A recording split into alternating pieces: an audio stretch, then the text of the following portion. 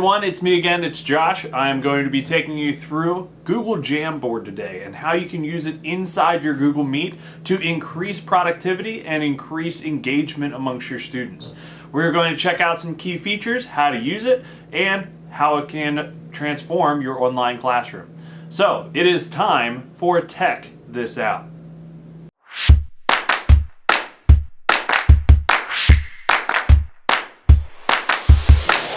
Alright, so like I said, we're going to be checking out Google Jamboard today, and there's two ways that we can access Jamboard. One is, while we're actually in a Google Meet, we can start an instant Jamboard. So those types of situations are like, hey, you're talking as a class, you have a good teachable moment, and you're like, man, we got to jump into a whiteboard situation where you get everybody collaborating on the same document. It'd be really cool, really nice to use, good as a review tool. What you can also do is set up some preloaded Jamboards ready to go for your class, and you can pull them into a Google Meet. Or you can just share a Jamboard like any other document, post a link, and have your students collaborate on an interactive whiteboard. I'm going to show you some tricks, some tips of how to use it in this episode of Tech This Out. So I'm going to go ahead and start a new meeting. I'm going to go ahead and click Start New Meeting. I'm going to start an instant meeting. Now it's just going to be me, but we will get a meeting started.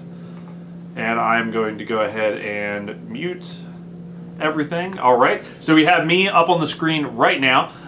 What we're going to do is add in a Google Jamboard. Now this is going to be one of those instant Jamboards that we are going to take the Jamboard that's blank and introduce it to the class, and then I'm going to show you some features in there. Then what we'll do is we will pull it from a Google Drive Jamboard that's already been created.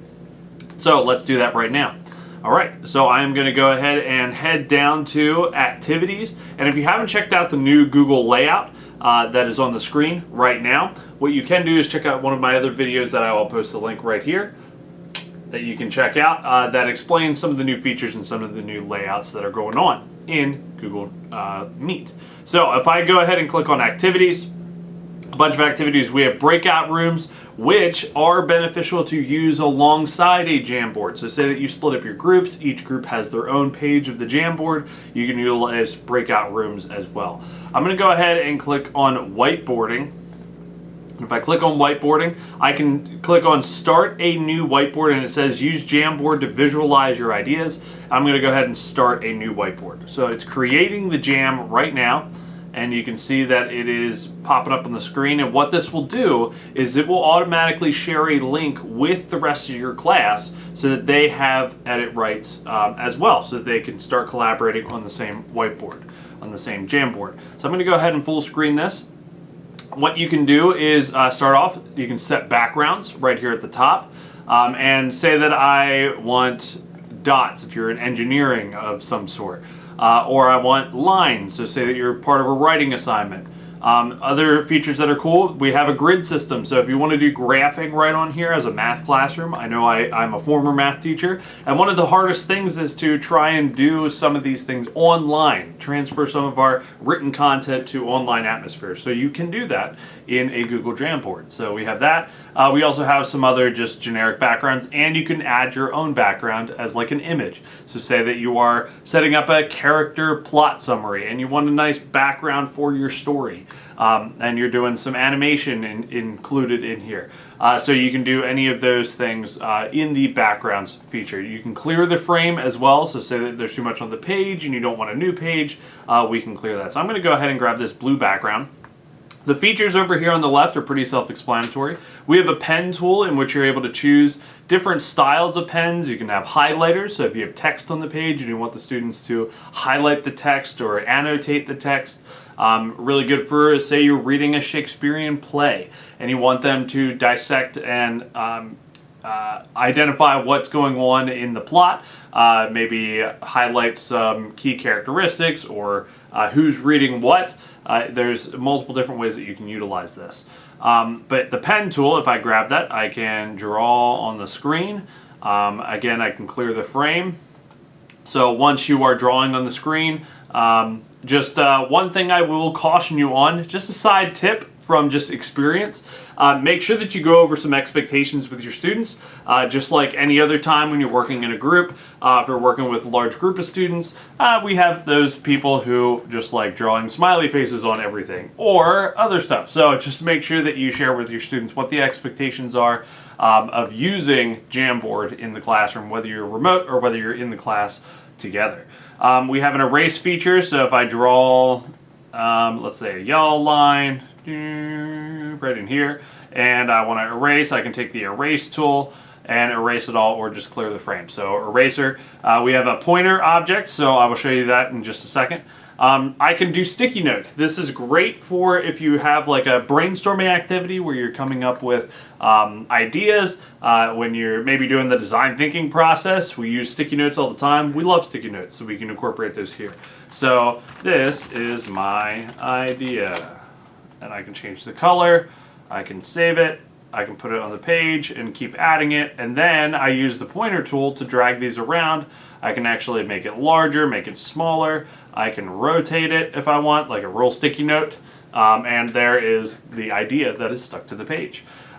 We also have the ability to add an image. Now you can upload an image, say that you have an image saved, so I'm going to go ahead and browse for an image, and I can do, there we go, there's the TheEdge logo. I can bring that in and I'll paste it right onto the page. Again, I can move this around, I can tilt it if I want to. I can add in other images. You can actually do a Google image search. So I can search for specific things. So let me go ahead. Okay, if I search for, so there's York County, here's Pennsylvania. I can search for things in my Google Drive. I can search for things in my Google Photos. I can actually take a picture. So say that you have students who are all working on their Chromebooks and you're working on paper and you want to share what's on the screen. I can grab, boom, and take a picture. All right. I can then insert that into the page, and there is the picture. And again, I can shrink it, I can grow it, I can put it to any position. Shapes, we have multiple different shapes that we can include here. So I can throw in a square, and then I can duplicate it if I want to. I can change the color of it, I can change the outline of it, so multiple different things that we can do. We have half circles, we have arrows, so I can use an arrow to point out key concepts. And then you have a laser pointer as a teacher. So you can circle things as you're explaining it. If somebody in your class is presenting their information, they can use the pointer and it goes away, but it's a nice way to annotate over the screen without it being permanent. And then of course we have text. So, hello, world. And you can add text to the screen. You can also grab that text, we can move it around, we can change it, we can change the color of it. So all of these things are pretty basic features, but they're really nice. The other thing I want to point out is that we can click on create a frame, and that's going to add a frame to the next picture. So I, again, still have that information, but one tip, one suggestion that I might share with you is that if you have multiple groups, so say that you have groups 1, 2, 3, and 4, create their own Jamboard pages. That is group 1.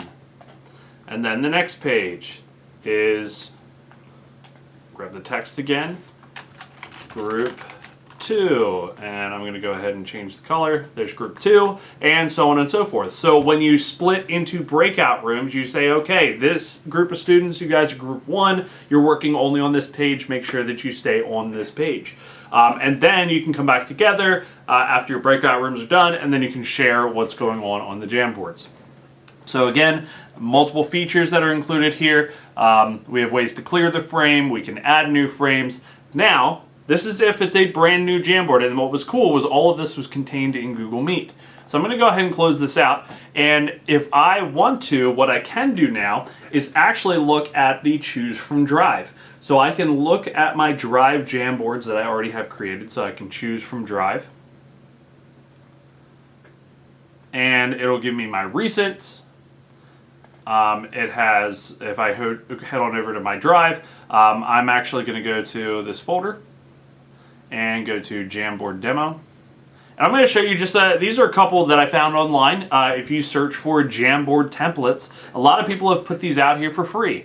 Matt Miller from Ditch That Textbook, he does a great job of sharing a lot of these Jamboards that are out there. And then multiple other people have contributed as well. So Teachers Pay Teachers, you can check out some free ones that are on there. Jamboards, you just make a copy, just like a regular Google Doc. But I'm going to go ahead and bring in this example, which I think is really cool. And all I did was locate it on my Google Drive and then open it up. And right now this is a kindergarten collection of Jamboard templates that you can choose for like morning meeting. So I'm going to go ahead and get rid of some of this extra stuff that's on here. But check this out. So if you are having morning meeting, you can go ahead and we can grab this. We can grab, okay, it is Monday. So it is Monday, and you can designate a student to say, hey, go ahead and jump on here, jump on the Jamboard, and select what day of the week it is. And then we have a weather watcher that's on the page. So what season is it in, or what's today's weather? So today's weather, somebody goes over to the window, looks at right outside their window at their home, and they say, oh, it's sunny out. We can go ahead and select the season. So it is right now, well, it's summer vacation when I'm recording this video. We can also grab other pieces here. So say that I want to select the date. I can plug the date over here. We can use tens and ones. So there's a bunch of different ways that we can use this. And here's some more. So say that we're doing the daily number, and the daily number, if I use a pen feature, if I use the daily number and say that it is 7. Okay, there's 7. I can find 7 by using the circle button and show it on the number line down here. I can show how to make 7. I can grab these number blocks here and show how many 7 is. So again, multiple different ways that we could do this. Let's try doing this as a color. Let's go to the highlighter. If I want to count, so there's 1, 2, 3, 4, 5, 6, and 7. So that's a kindergarten example of using Jamboard on Google Meet, or just collaboratively with your students. And the nice thing is when we're in Google Meet, it will automatically share, and they have edit rights, and they get notifications right there in Google Meet that they can access it. So you don't have to do all this extra back and forth work. So I'm going to go ahead and close this one out. Let me show you a different one. I'm going to choose from Drive. And if I go to, again, My Drive, I'll show you maybe 1 or 2 more. Again, the sky's the limit when you're trying to figure out what you're going to use Jamboard for in your classroom. So if I go to TheEdge, click on Jamboard Demos, I can share. Let's go, I'll show you this one. We have cell structure. So labeling Jamboards, we have a Jamboard here. Whoop. Get that back. We can label the cell structure, so we can actually go here and just draw lines to certain parts. So I can go to the nucleus, I can go to the mitochondria, I can go to the cell membrane, so I can show the cell structure. So that is another way that we can use Jamboard. So let me get out of there, and let me show you one more. Again, me being math, I wanted to share with you a math example. So if I head to this example, this is a copy of quadrilaterals. We were saying before that we can bring in objects, we can bring in graphs, that we can actually use the X and Y axis when we start graphing lines. So I can use a table here to find my X and my f of X values, and I can graph it onto the coordinate plane here. So we have, I think this is a quadratic, so all right, we have quadratics. You can actually graph it onto the screen, and you can flip through multiple different examples. You can have one group working on one group working on another, or say you want to go ambitious and have every single student has their own different function that they are trying to graph here. So again, be creative when you're using Jamboard. A bunch of different features. You can use the same templates that you would use in like a PowerPoint, we would just grab those, take them as images, and put them into a Jamboard. So I'm going to be posting to the TheEdge website for Eastern New York School District some examples of Jamboards where we can find some of these examples, some ones that I've created, some that others have created. That's the best way to start using Jamboard in the classroom, is you don't have to reinvent the wheel. Multiple people have already generated content for you. So just look for Jamboards that you can utilize in your classroom to engage your students on a much deeper level than just the visual reception of information. They're actually interacting and becoming empowered learners through that action. So this has been the Tech This Out session on our YouTube channel. So feel free to check out other Tech This Out examples of just technology that you can utilize in the classroom. So thanks for watching. This is TheEdge EYSD Technology Innovation Hub, and I'm Josh, and I will catch you next time.